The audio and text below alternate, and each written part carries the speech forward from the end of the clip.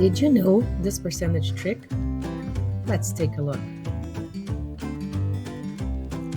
On the following equation, what is 8% of 209?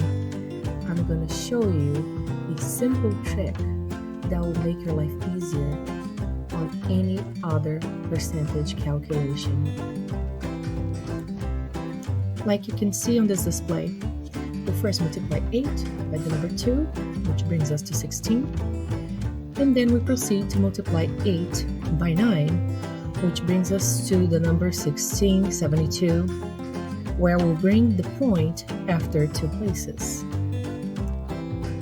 And our answer to that equation is option B, 16.72. And you can use this example in any other percentage calculation.